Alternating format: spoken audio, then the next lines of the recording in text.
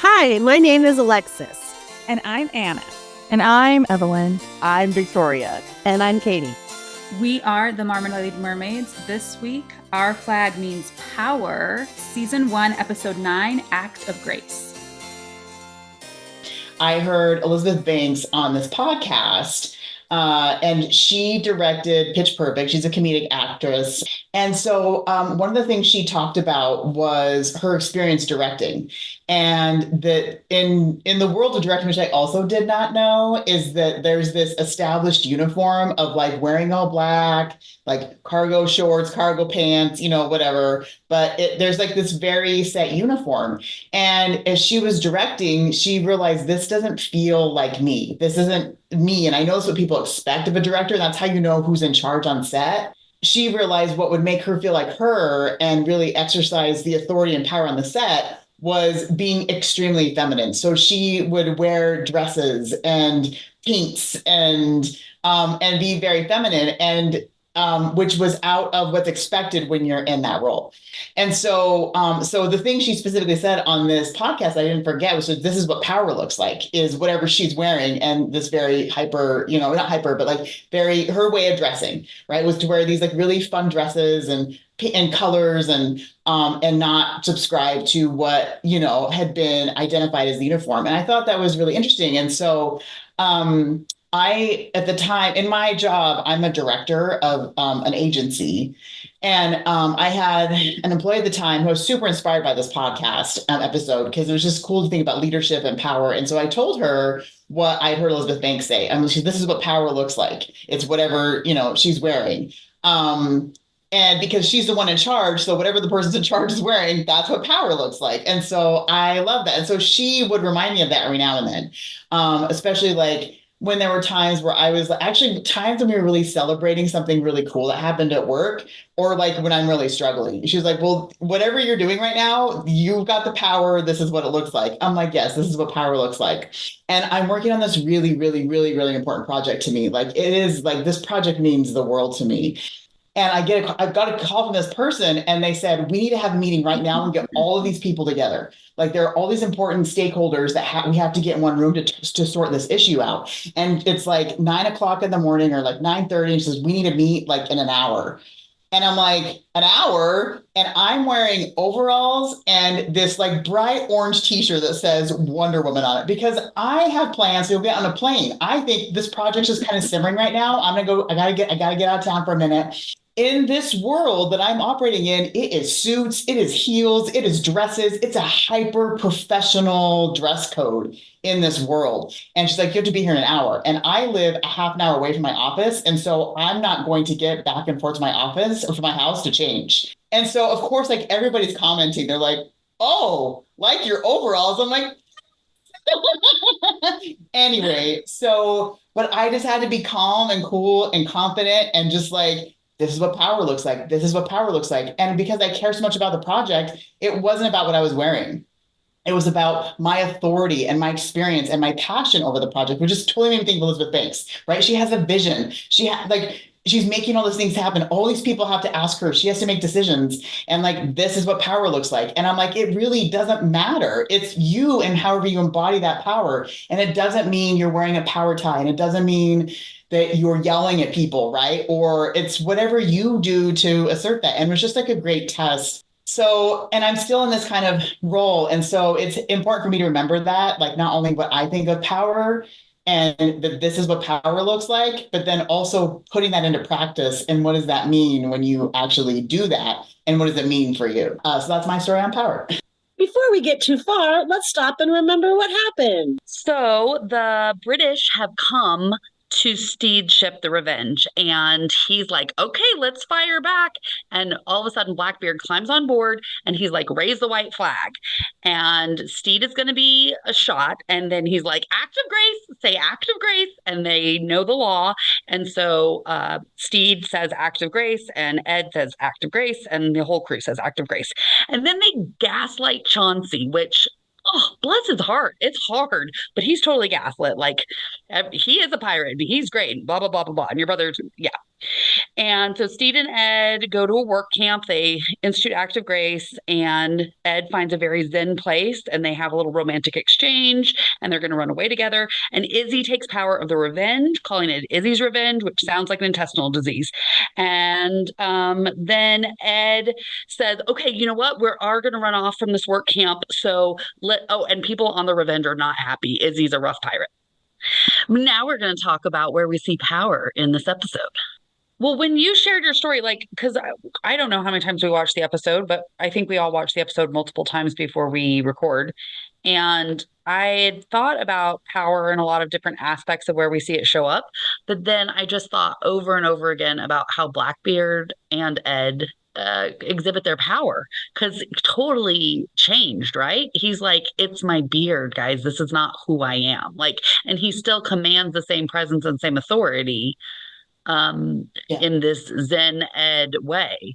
So it was an interesting way to see power reflected in Ed's character.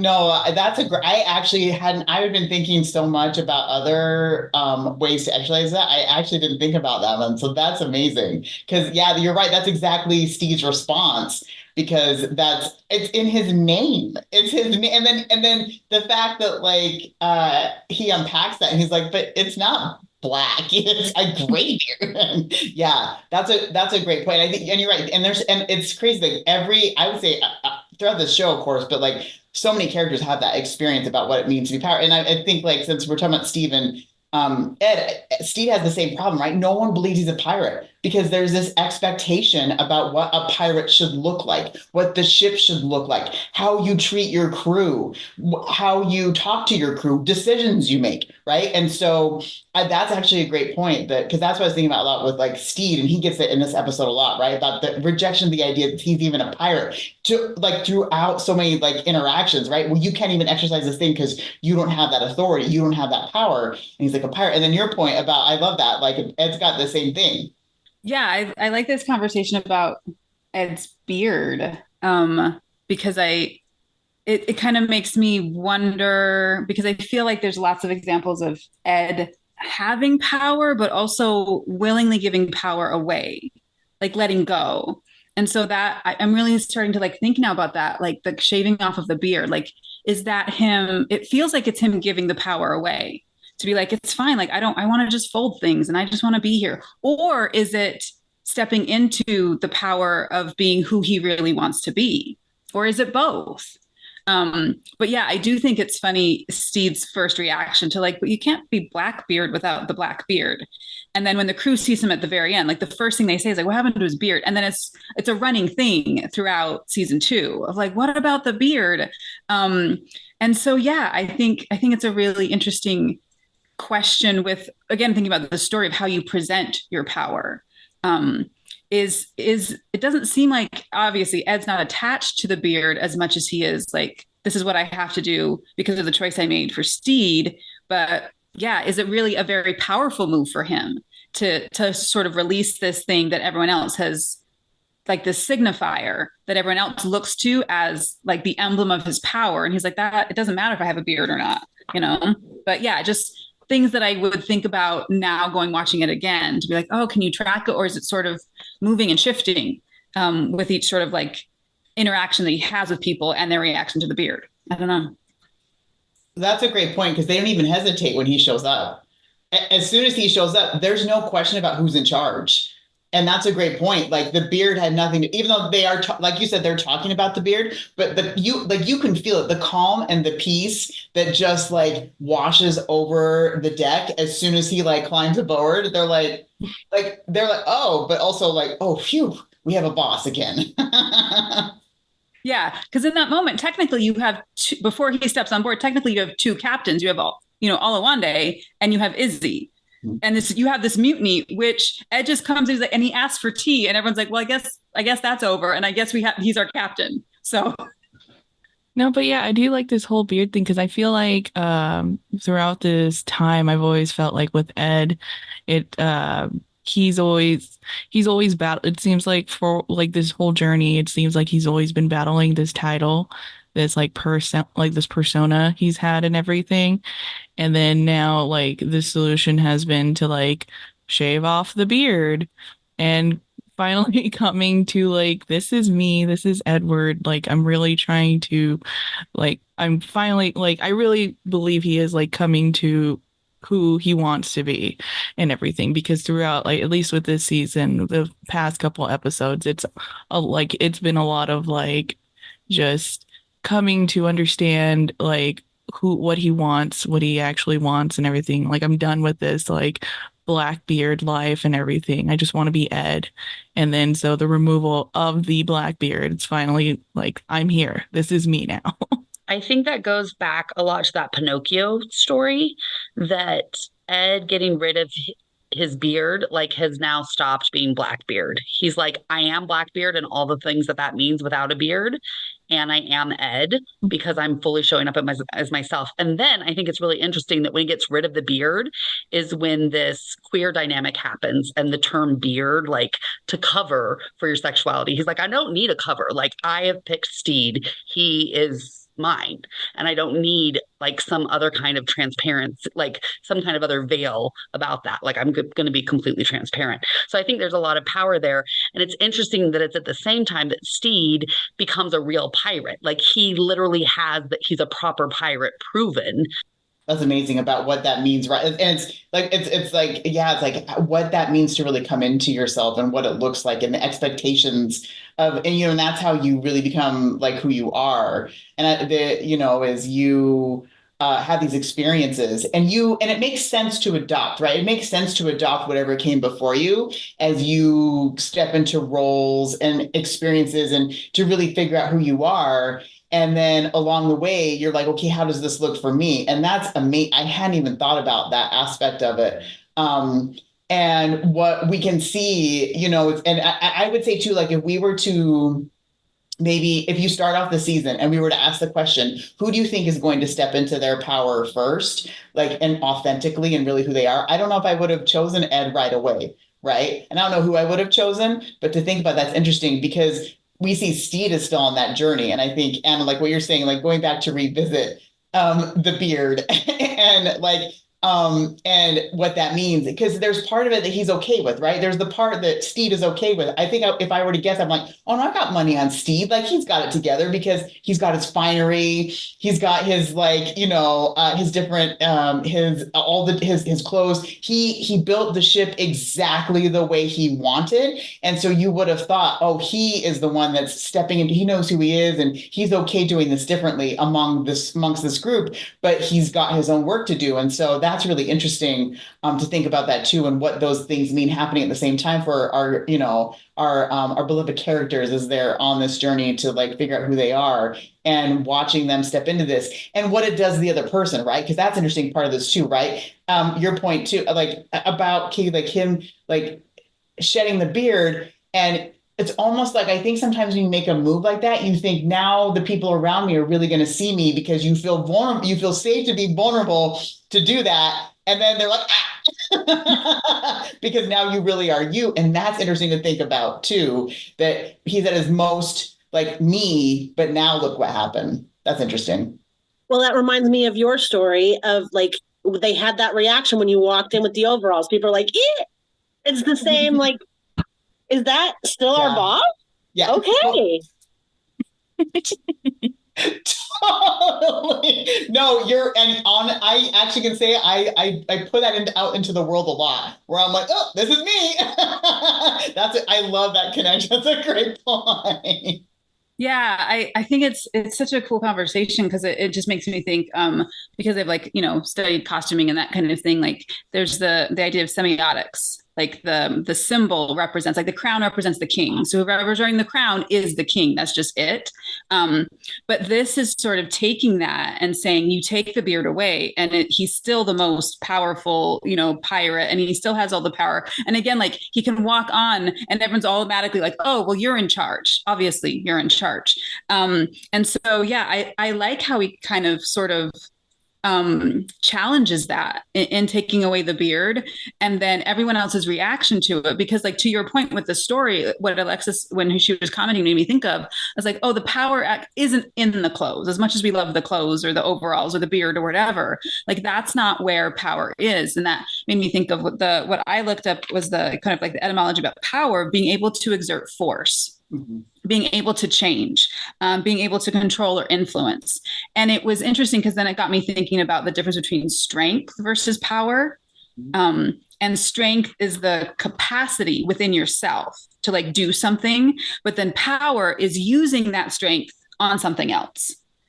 And I think that is really, really important because, like Alexis was saying, like, oh, it's people can react and they kind of react to something that's new and different, but the power isn't taken away because whatever is on the outside changes, whatever that signal is, so the king is still the king, even if they don't have the crown.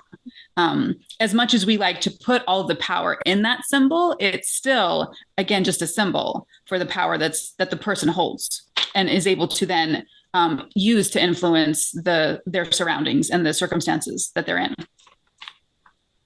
Oh, I had a thought because when I was originally thinking about the theme of power, I kept thinking of hierarchy and I kept thinking of the structure and how much of power is granted because of a structure, not necessarily because anyone earned it. Like the king didn't earn being the king. It's just the structure. That's just he inherited that power. Sometimes power is granted to people, like the Navy officers are granted certain power. Sometimes power is taken, like the phrase to overpower someone. I think like the Navy overpowered the pirate crew. If things were different and the pirates outnumbered the Navy, it wouldn't have happened that way. They didn't have the strength to like overpower. But just this, like, how is power? Do we get power through our experience, through our, how is it granted? And that's great because that makes me think, and I had never thought about this before, you have the transfer of power with the crew where they vote for who's going to be the next captain. And even Fang and, Ivan are like, yep, we're on board with this. Like, it cannot be Izzy. Like, it just can't. But then they're still going to vote. And again, have they ever seen that model? They're like, no, we're going to decide who's going to be the captain. And it's the structure. It's that they've decided on and agreed upon. And they're pirates to be like, no, we got to have some order when we're going to pick a new captain. Izzy, of all the characters we ever meet in Our Flag Means Death, I would say is probably the most proficient of the pirates. Like, he knows all the things. He knows how to train. He knows how to make a crew. He knows how to like do successful alliances with the British and work the system and all the stuff. And yet he's such a bad leader. But Olawande, we don't know how much experience he has being a pirate, enough to pass in the Confederacy of Pirates. Is that the right term? Or Republic of Pirates. But he definitely has all of that support from everybody before he didn't seek for the leadership, but he has everybody's confidence in being a good leader. I think that's exactly the thing is like, that's not Izzy's power, right? Because of what you just said about him being proficient, that's his power. That's not leadership. And that's the thing. Blackbeard doesn't need to know all the rules and all the things when you've got an Izzy. And that's actually a really great point. Izzy actually knows his role, but he also knows that a ship needs a captain. So it's almost like that comes out of his knowledge of the structure and what all the roles that need to be filled. And so I didn't even think about that until now, that I wonder, like, does he do that out of like a sense of like, he really does want to be in charge, or he just wants things to be, I like what you said, he's proficient. And so he knows that someone needs to be in this role. He knows that he's got all these years of experience, so maybe it should be me. Yeah, I think this point about Izzy is really, I like it a lot because when you were talking, it made me go back to that moment. I'm not sure which episode I think it's when they first get to the ship, when they first get to the Revenge, and Blackbeard is giving his sort of pretend plan of like, we're going to kill Steed. And then he's like, oh yeah, I'm going to just be gone and I'm going to be, this wealthy landowner. And he's like, but the ship's going to need a captain. And Izzy has this look on his face. He's like, well, I guess it could be me. Sure. Yeah. And that brings up that idea of like, I could be captain, but he's not he's not fighting Blackbeard for that. And then you have the alliance with the English trying to save Blackbeard, and Chauncey, before they've even kind of gotten rid of, Steed and Ed, is already calling Izzy Captain Hands, because of what he's been doing has sort of earned him that title. But again, I go back to like what we've said before, is the minute Ed's back, Izzy's like, it's fine, it's totally fine. Because I think, like you're saying, he's probably the best pirate of all of these pirates, even though Blackbeard is more well known and this and that. Like, and I think, again, it comes up at the very end of season 2, where it's like, you're an underrated pirate.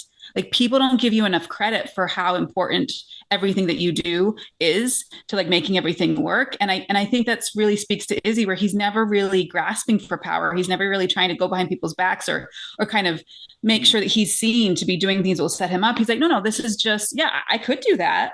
But leadership is also not Izzy's strength either. So it's best that he doesn't do that. He's not the captain. I love that, Anna, because I never thought, I love that I get so much out of our conversations. I never thought of it, but Izzy is a little bit dichotomous. He needs a black and white structure. And I think for me, people who are in leadership who I've really appreciated working under are people who have the ability to embrace ambiguity and nuances. And it's kind of because Izzy's so stuck in that black and white dichotomy, I feel like he is excellent as second in command.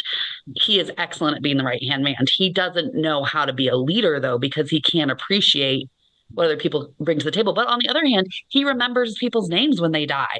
And he remembers like how much it takes, whereas Ed is just kind of like, whatever. I mean, they're supposed to die. They're pirates. Who knew in an episode about power would talk so much about Izzy? I don't think of his power very much in season 1 at all. I don't know if I liked him at all in season 1.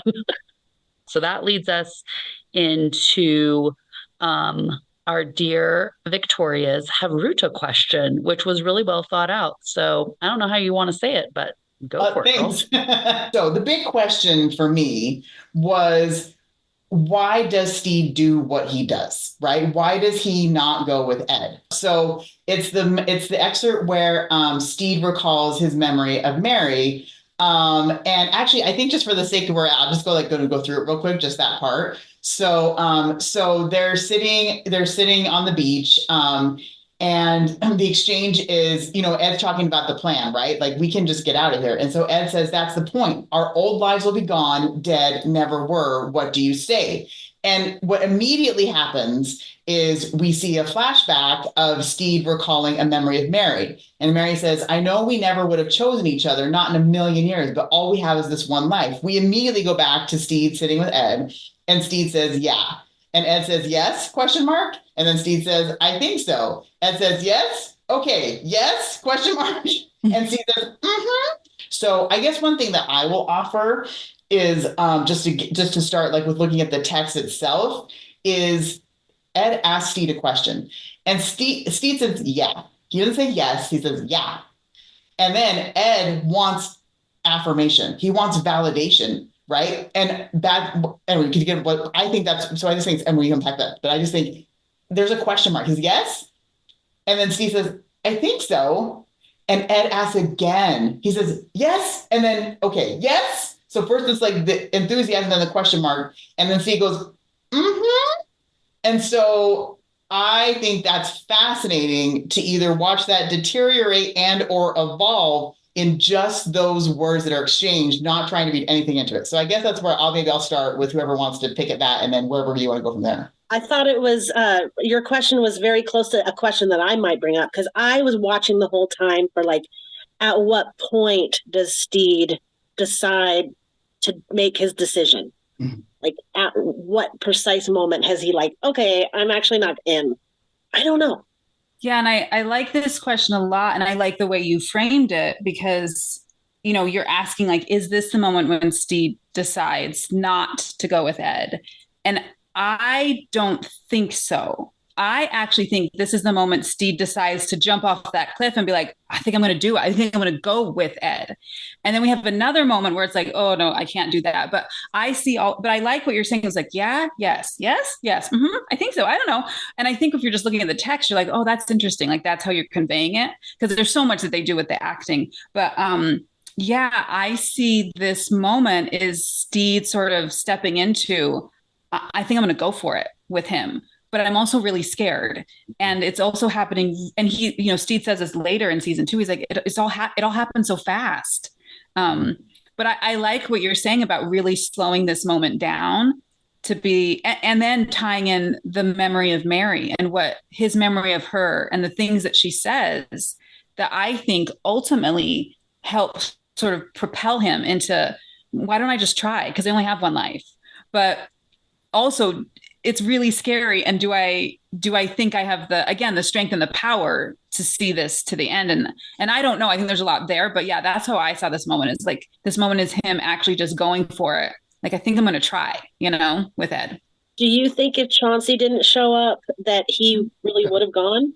I think there's 3 key scenes that feed into this decision. It's so funny because I was asking myself this question before I watched the episode. I was like, I want to see if I can catch this moment. And in my memory, I thought this might have been it. And then that's also why I chose this scene, because I was already kind of expecting this would be it. And as I'm watching it, I'm like, this isn't it. However, I think it informs all these other 2 key other moments that come up. And I think that interaction with Chauncey is another one of those key moments where I couldn't decide between unpacking this one, that one, or like when he actually decides what to do, right? And shows up. Or I mean, I guess there's a few we could, but I guess I'll say there's 2. I think there's 2. And I think that moment with Chauncey is also like, I don't know what's happening. I think could be something happening there that could also inform it.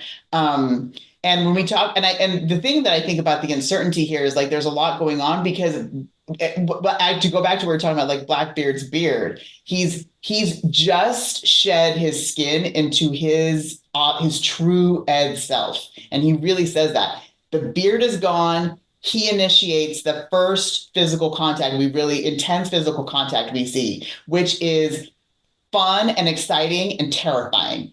And that's also what I wonder is going on in Steve's mind. And he's like, wow, the face I'm looking at is not the face I've been looking at for the last however, but that doesn't mean I don't care about this person, because then the memory of Mary pops up. But yeah, I wonder about that other scene. And just to go back to like what I think there's a lot going on in his head as he's like taking this leap off of the cliff, which is also relevant later in season 2. Yeah, I agree. I think the Chauncey moment is when Steve's like, I'm out. I can't. But I think there's reasons for that. We could talk for a long time about that scene, but I like that we're focusing on this one because I think there's so much raw vulnerability in this moment that really has nothing to do with the kiss. Although the kiss is lovely. But it's a lot of that. Ed's really talking to Steve about how he feels and what he thinks and what he wants. And this is something Victoria and I had talked about at one point when we were just having a conversation about it, that I think this moment is very sweet because Steve has no idea how much Ed loves him, is in love with him. He's just sort of like, oh, this is nice. And this guy, said something nice about me and now he's kissing me. And, and I think Steve doesn't understand that he's in love with Ed. And so I think like it's this, having this moment where you don't necessarily have all the information yet. And there's all of this new information coming in quickly. And are you able to process that and figure out what you're going to do? And so I think that's part of the hesitancy or maybe the uncertainty. I like the word uncertainty, but yeah, I think it's a lot. I think it's a lot just to watch. And so then trying to think about, it's a lot for these characters to experience. And Ed's just ready to go. Like Ed has probably already really thought about this moment. He's already has a plan. He's like, great. And he seems like he always comes up with plans very quickly of like, oh, we do this, and we just go for it.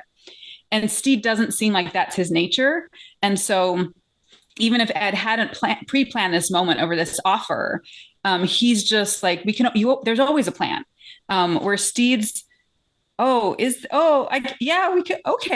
could do that. But I think he is sincere in this moment of, I think so, because I think that's really honest. He thinks so, but there's a lot of things that still have to get worked out. One of the things that I was like with those 2 lines that I like latch onto is just basically I really like that Ed says, our old lives will be gone. And then we chose the memory where, well, like, and they chose the memory where Mary says, well, we all have this, all we have is this one life and everything. And that's why, like, I'm on the party of like, Steed is still very unsure as to with like he should go with Ed because I think he's still very much dealing with the fact because like see in like the first starting of the episode where Steve's like basically all my like I'm past my dues, like I have to confront this issue, like these two things where it's like the death of Nigel and leaving Mary and his like family and stuff, so those two things and everything. And so coming back to coming to this point where it's like the interaction between Ed and Steed, I think it's like kind of unfurling more of like I think like I very much like have to confront this idea, this fact. And then like on the other scene where it's all like Mary's all like has stated Steed is dead. And he's just like, what? And everything. So it's even more like I really have to like go back to this like other life, like figure out what's going on because I think Steed's still very much like in this place in his mind where it's like I don't know. I know that I really like this, but I also have this other like I have this past life that I can't just throw away, which is why I think he's so uncertain because I feel like he still is uncertain as to if he could just throw away that other life, the wife and kids, because of Mary, of everything that he's put Mary through and all that stuff. And like, I think her line of like, this, we have this one life and everything. It's like, you can't just toss away all these different lives. You can't just keep on making a new life and doing a new thing and everything. Like, you have this one thing that you have to keep going on. You have like these like and sometimes there are things you can let go and things that you have to like latch onto for like to be like a different person or so and so. But I think that's why Steed is very much like I don't know because I can't really just continue leaving this other life behind because she still has a hold on me basically, like these things still has a hold on me. Well, and I also think Steve's being a little brat. He's just like, Mhm. how dare Mary say that I'm dead? He, Was that out yeah, of spite? It's like, Steed, you Yeah. left your wife and yeah, children. Do you Yeah. think maybe there are some legal issues? Like she came in with her own money, yeah. and in order for her to have access to your land, do you think like why are you caring? You have not thought about me. Like he has these like haunted memories of Mary, but not like a longing for her or a pining. And then when he goes back, it's like, what did you even hope to accomplish here? Because you didn't come back for love or to make amends or caring. So like you just came back to kind of judge and like shake your finger. I think. Katie, I totally agree with you because that is actually the third scene. Because that was the third scene I had built in my mind of like what informed Steve's decision. And it starts when they arrive at that camp, and now his identity is being challenged because he just lost the world that he created for himself. He had decided he was going to be a pirate. He was going to be on the ship. He just lost what he left everything for. And then that was the other scene I wanted to unpack. That very short exchange where he gives his name and then gets this information. And he's like, there's so much going on in his head in that moment about his identity and his ego. And I remember thinking as I'm putting this together, I think that's where the thought of Mary first comes up. Right? Because then she ends up almost being like an intrusive thought because his ego has just been challenged. And then this memory of this not core memory, but this memory of her giving this life advice. And then I think is sealed by that interaction with Chauncey. And again, like this challenge to this what he thought. And I'm like, that's why this scene being sandwiched in between those two scenes, I think is so interesting to think about the progression of his thoughts because I don't know. I go back and forth because I'm like, he's not sure for a myriad of reasons. I think the reasons Anna brought up about like the not knowing the love and everything, but there's this other thing nagging at him that's an ego thing. And that's what I think is so just amazing when he walks in the door at the end. Like you said, I'm like, what did you think was going to happen? Because he knows what she did. He doesn't know why, right? He doesn't really know all this world that she's created, but he knows that part. And so I wondered, I'm like, did that create this thing like you had to prove something? Like, or did just the idea that someone thought you were dead, is that enough of the challenge to your ego? But anyway, I totally agree with you. And and then I loved what Evelyn and Anna also brought up, because I'm like, nope. I was like, nope, that's what I think. But all of a sudden I'm like, no, I don't, that's why I love this scene. I think it is like, it's the meat in this sandwich of how he ends up making the decision that he does. I want to add to just reemphasize Evelyn's point about this idea of like, I have to, the whatever the fee has come due, or like I have to own up to these consequences for my actions. And I see that a couple of times. I even love that they picked the song at the end that says, "You're going to reap with what you sow." Yes. Like, it's a theme in this one. What else did I think? There's a reflection. I know I talked about like this. Steve is choosing to like walk away from Ed, right? This is a leaving. And we saw like Ed kind of had a leaving in the other episode. And this feels like a reflection and kind of like a trope that sometimes happens in romance stories, like they can't be together. So this is like a reflection there. But I also appreciated that in the previous one, we talked about this, like you never left. Like there can be a physical leaving, but you're still aligned with that person. And I think maybe Steve might hold that in his heart, like that I can physically leave, but I'm still aligned.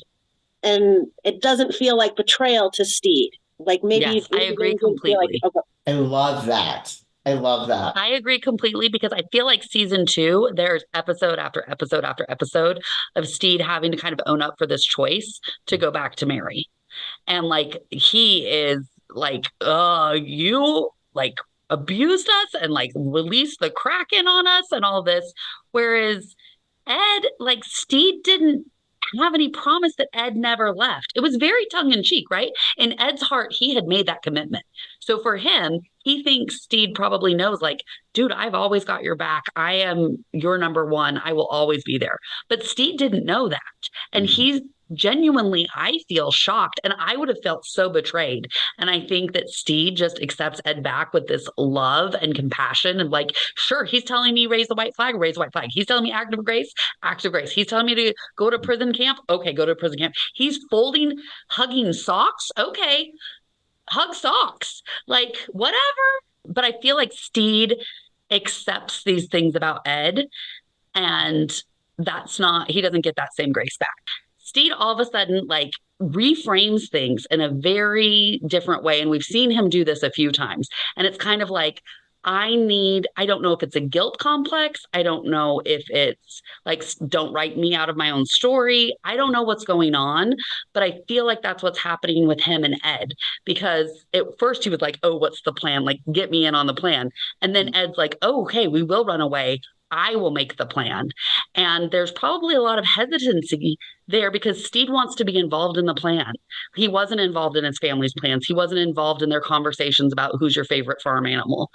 And for him to be told to sit passively and just rest while I take care of the big boy work, like that doesn't feel good. And there's some of that dynamic I think we see play out very early on, right there in their first conversation at the beach about being a couple. I love this conversation. I think it's so cool because I disagree. And that's okay. But I really like you all sort of sharing this perspective about how to see Steve and what Steve does and maybe why he's doing it. And I think it's valid. I think it's super valid. I don't see it that way. I think you're absolutely right. There's a strong case for this is ego. This is absolutely ego. But I think for me, talking about those 3 moments that Victoria and I agree, those same 3 moments that you're dead, we think you're dead, and that's a really if we're talking about power, that's a really cool power move for Mary to be like, he's dead. I mean, she's such a boss. And then the conversation with Ed, and then the Chauncey thing. And for me, what I connect to with Steve's decision to return to Mary is when Chauncey says, "You defile beautiful things," and Steve is like, "I think you're right." And again, I love this argument that like this is just all ego for him. But for me, what I read into that was that he's worried he ruined his family. He's worried he destroyed them when he left. And the going back, which is super awkward. And I agree with everything you guys are saying about like, all this, it's not quite working. But I think the reason he leaves again is because he didn't ruin them. Like they're all living this wonderful, rich life that doesn't involve him. And now he doesn't have that guilt about like, oh, did I really destroy my family when I made this decision of who I thought I wanted to be? And I think the going back is necessary for him to fully be able to step into a relationship with Ed, to be like, I do love this person and I do think I want to be with them. But again, that's my take on it, because I really connect to what I absolutely agree can be seen as betrayal and shutting down. And we're like, there's all this other stuff that is not clear and it can be really painful and hurtful. But like my personality is one of like, I need to pull back and sort of organize what's going on before I can step back in to whatever it is you're asking for me. And I get called out on it. Like my whole life I've been called out on it. Like, what are you doing? Like what? Like you're not talking, you're shutting down, you're doing this, you're doing that. It's like, I'm trying to process everything that's going on, and I'm trying to put it together because I'm an introvert. I've got to put it all together and put the puzzle together inside my little shell. And then I'm like, okay, now I'm ready to like engage. But Same. it's not cool. I get that people are like, what? No. And you can really hurt feelings that way. But anyway, all that to say is I was reading this little thing that I'm part of this newsletter thing, and there's this part where the author is talking specifically about withdrawal this week and saying, and what I just want to quote is that she's saying, withdrawal can be fertile ground for radical overhaul, that withdrawal can still be thought of as a relational move, that you're not shutting off the relational ties, you're actually trying to take space so you can make them stronger. Mm-hmm. And I connect with that. That's who I am as a person. And so I choose to see that in Steed's actions. And I love that you guys are all like, no, he's a jerk and it's ego, because that can be true too. I think it's fascinating. Could both things be true? Could he just have ego in it, but also be really trying to figure out who he is and what he wants? And I really like Evelyn's point from earlier about the whole one life to live, because we only have one life, because and I don't know if it quite works, but I think the whole point of the show is that you get more than one life. You don't just have the one. And if you're talking about this as a model for queer identity, that you have this thing that you're given, that you're told, and that you're expected to sort of see through to the end. And I think, I don't know, I think I can see all of these characters being like, no, I'm not going to be that anymore. No, I don't, not that life anymore. And I'm actually going to and I think that really ties into the theme of death. Like you just let that die, and then you have the ability to begin again. So those are all my thoughts connected to all these really cool things that you've all said. I love that. It's so funny because like as Katie was like taking us back to the Chauncey moment, I was ready to I have this thing called that I rant and recant, that I was going to recant for because Katie, as you were talking about unpacking that Chauncey moment, I'm like, that's the moment. And then Anna, what you had said, and not exactly for the same reasons, but I was like, oh no, that moment with Chauncey going back to what I said was like, no, it really is the moment. Like these other things inform and I guess now as we're talking, I think what I'll say is I think these three key scenes that are key for me, it's watching Steed's process. They're very Steed focused and allowing us to watch his process one way or the other as he's navigating what you were talking about, Anna, with these decisions. And so then he does end up at the point where it's like, okay, guns in hand, put the bullet in, fingers on the trigger. Am I going to pull it? Yup. And now he's got to either he does something. And so it's so funny because now I want to go back and watch again and see what I as we thinking about everybody's insight about what those pieces are. Because I think it's exactly what we don't get from Ed's perspective. Because we actually, like, there's stuff going on with him formulating his plan. It's just that I think, to your point, and it's actually the flip side of the same coin. We just didn't see the process. But so to Steve, it looks like it just like went pew, pew, pew, pew. But Ed was like, cogs are going, thoughts are flowing. He's thinking, because that's what he does. That's what, as a leader, right? That's what he does all the time on the ship. It's him like sausages, frankfurters, like, and you're like, wait, what? And I think that's exactly it. Like, and is that we all process information differently. And then to going back to, like, I think was it Alexis that reminded us of the, like, I never left, or was it Evelyn reminds us of the I never left? But like, that's it, right? When you find your person or a person, you have to be able to go and have your process. And you're going to process things at different times. And someone might think you're shutting down, or someone might think you're just popping off great ideas. But if, like, either way, right, everybody's got their process. And if at the core of this relationship is I never left, that's actually how all this stuff gets tested. That's how you're like, oh, wait, you're one of my people. You're my crew, right? Yeah. You're my crew. Right. Which I think goes to Katie's point about how Stede is able to accept Ed, because Stede's like, I understand that process. Like, you got to come, you go out and you come back. I totally get it. But for Ed, and I always have to remind myself, especially as we go into season 2, that last thing Ed gets from Stede is kiss. Yes, I think so. Mm-hmm. Nothing. And then he's gone. And so he doesn't get all of this other stuff. And so I absolutely understand Ed's anger and the legitimate feeling of betrayal, because you don't have any of this information. You weren't even there when you got to see Stede processing, like, oh, they think you're dead. You kind of hear him talking about it, but you're busy folding socks. And all you have is this moment on the beach. And then he said he was going to be there and he's not there. And to Stede's point, you could have gone and told him, I'm sorry, dude, I don't think I can do this. So I'm not letting Stede off the hook, because you absolutely could be like, I said yes too quickly. I think I need some time. And Stede doesn't do that. And he definitely could. So yeah, it's complicated. It's complex. And I think it's hard when we don't necessarily show up as our best selves in these moments of stress. It's tough. Well, and I think Stede and Ed are such interesting characters, right? Because they have such radical compassion and love and empathy in some moments, and such callousness. Yes. Like, they go to both extremes, both of them do. And I think all of these points about Stede are very valid and true, and about Ed. But yeah, it's interesting that Ed chooses to sit there and wait with it. Mm-hmm. And not, because later on in season 2, Fang is like, do you think you talk so much because you're worried about being alone with yourself? I think Ed is able to do that, but he gets definitely broken down by this experience.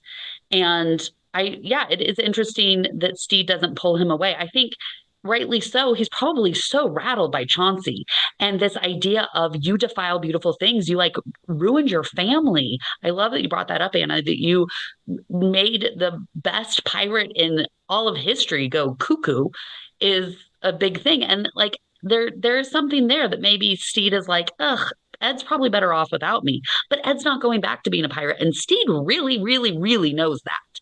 So I think that that's weird too, because he knows that he's already messed up his family, and his family financially is fine. So I think he has to go back. I love that you said that, Anna, because I think he has to go back in order to let it go. And I think he lets it go beautifully, because Mary is graceful and a queen. She's amazing. I really like this point, because with what you said, Anna, I very much agree. And I like your what you said, Katie, because, like, I think, one of the things I always think of, like, the very known idea of, like, you got to love yourself before you can love others and everything. And I think what we're witnessing with Stede is very much like, I think it is a combination of, like, challenging, like, it was a challenge to his ego, and then, like, also just trying to figure out what's happening with, like, his family that he left behind and everything, like, a very much a combination of two. And I think it was a point of, like, with Stede, like, the entire journey with him, he's very much always like, he doesn't know. It's always felt like he has to be, when he was a child, he was set like, you're always going to be this way. Like, you're always going to be this. I can't remember the quote that he's been told by his father, but it's always this way and everything. And so it's always a constant like challenge of who he is. And so I think the thing with Steed is like basically he's going back to Mary in like a way of like, he needs to figure out, like, he really needs to figure out who he need, like what he is like as a person. Like, okay, I'm gonna go back to Mary C, like, because I think, I want to know what's going on there, and also figure out like, is this the life that I'm supposed to live and stuff? Because Ed like is becoming this person that I don't know if I don't know if I'm to that point yet, because I don't know who I am, because I'm still very much like keep thinking keep thinking in the past. So I really need to close that door to continue to move on, to move forward and everything. Yeah, that's a great thought. All those things you guys both just said. I love that, because that made me think, Evelyn, when you're talking about like a question of Ed and Steve, do they like themselves? Mm-hmm. Do they really like themselves? And I think you see Steve at the very beginning, you sort of get that struggle with, I am adequate, like I'm working on it. And we haven't gotten that yet with Ed as much, but, we obviously will in season 2. And I think, then that question of like, do I like myself? Do I love who I am? Do I think I'm lovable? Do I think other people genuinely love me? And then, the person that I choose to love, do I feel safe with them? Do I feel safe with them showing up as all of these parts that maybe I don't think are so lovable or are so likable? And do I think that person's going to turn? So yeah, I think everything that kind of like, Victoria, Katie, going into Evelyn's comment, it kind of really sets up all of this stuff. It's just churning up all this stuff that you're going to see in season 2.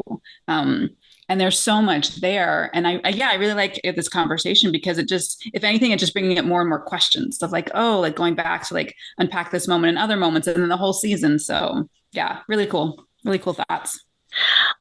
We are going to do our blessings. Victoria first. So my blessing is for Frenchie.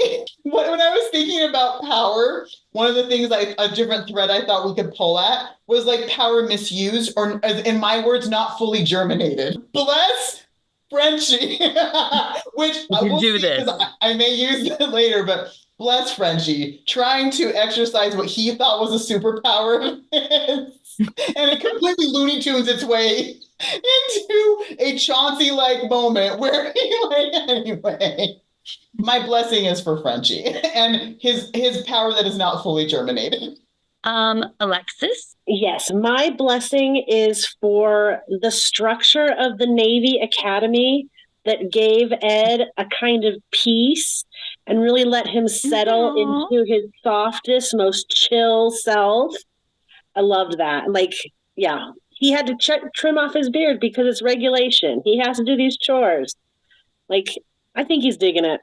My show blessing is also very closely related to Victoria's, and that's for Roach. I love crazy little boys. I love them. And I know Roach is a grown man, but he didn't ask, like, please make me the one who gives the distraction. But he's like, I'm going to create a diversion. And he makes the most beautiful face. And I love him for it, because there's something I see there. And I'm like, I see you, Roach. I love you. My blessing is for the crew of The Revenge, because they go from episode 1 to, we are going to just talk about mutiny openly and maybe we should make it happen, and wait, someone heard us, and now to mutiny is seconds away from happening. Like, they got it together, they learned the rules, they got organized, they were working together, so it almost happened. So that just shows how far they've come when it comes to a particular task that they can work on together. So it's just really impressive if you go from the mutiny discussions that were very haphazard at the beginning to they understand and they're working together and they know what it means to be a crew and to work together as a crew. So, and thankfully, like, Izzy's okay. So it all works out. I love that. Group of the crew blessing. Evelyn, who do you want to bless? I'm going to bless Alawande. I feel like this is maybe the second or third time I've blessed him, but I'm going to bless Alawande because, one, I think I love Olawande because I think he would be a good captain because of how he is and everything, kind of a similar vein of like Steed, where it's just weird, like we're gonna be nice and I'm gonna care. But the thing that I really liked about Olawande in this episode, where first you like saw him when they were doing the interrogating of all the crew members, with Olawande's point was just like kind of trying to back up Steed again of like, he didn't really kill him. So how can you really say that? But I'm going to go back to the point of I made where it's like empowerment. I think Alawande kind of proved himself to be like a fine leader because he is kind, he's caring and everything. He's very nice and stuff. And I think in that way he would have proved to be a very good like leader to his crew, because I always enjoy those kind of like people. I never think I could be in that leadership position, but I really do enjoy those leaders who are like will always like try to like who are flexible and will try to help like their team members, their people in any sort of way and everything, like really cares for the people. So I bless Olawande because he would have been a great captain. So next week is episode 10, the season 1 season finale. So what is our theme, Alexis, for the finale? I went back and forth. I thought of many things. And the time has come, ladies. This week, our flag means death. Oh, wow. Yes. Yeah. I love it. Love it. Anna was like going there, and she's like, she's talking about this. Like, yeah, I have to go for it. Next Do week, it. our flag means death. Until next time, when we get to meet together and talk it through as a crew. You're going to reap just what you sow. Overthinking things as usual. Calm down, Mr. Wavy Blade. I didn't even realize piracy was happening. Everyone's got their own style.